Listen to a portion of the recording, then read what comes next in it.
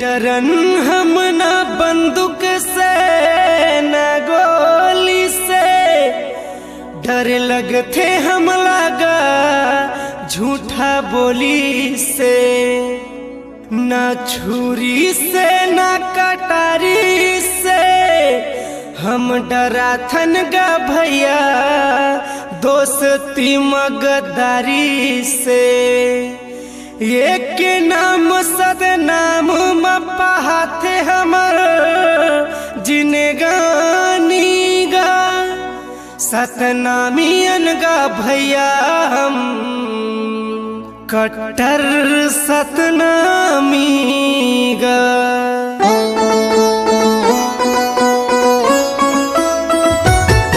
सतनामी बघवा सतनामी बघवा सतनामी बघवा सतनामी बघवा।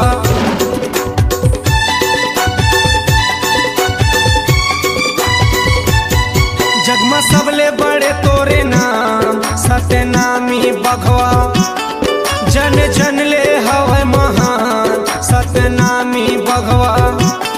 जेकर चिन्हा जोड़ा जाते खाम सतनामी बघवा, जेकर मुख में सदा सतनाम सतनामी बघवा।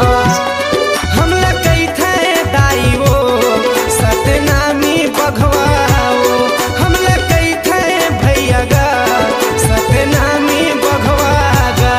जग में सबले बड़े तोरे नाम सतनामी बघवा, जेकर चिन्हा जोड़ा जाते खाम सतनामी बघवा।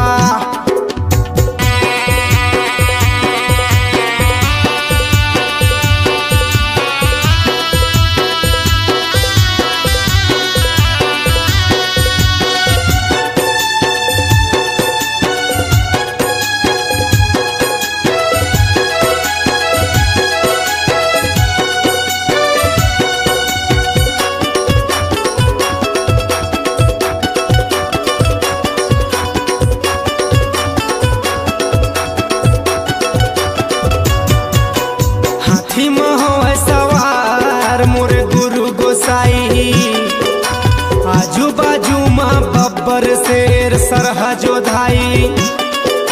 छाती वाला ए वो सतनामी भाई, दुश्मन बैरी मन वो ये देखा पथदाई। बैरी बर हम बैरी हितवा बर निचट हितवा, सतनामी बघवा सतनामी बघवा। जग में सबले बड़े तोरे नाम सतनामी बघवा, जन जन ले हवे महान सतनामी बघवा।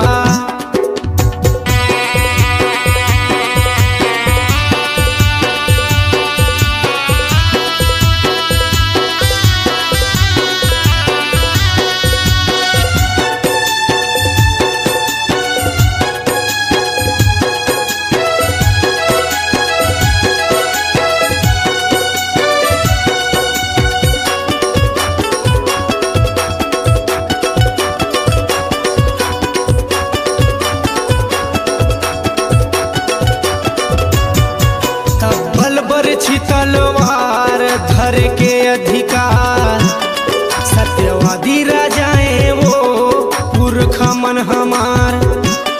सतनाम के डंकाला पूरा दुनिया में बजाबो, सतनामी ताकत लाओ अब हमन देखाबो। दुश्मन बर हम दुश्मन सिधवा बर निचट सिधवा, सतनामी बघवा सतनामी बघवा। जग में सबले बड़े तोरे नाम सतनामी बघवा।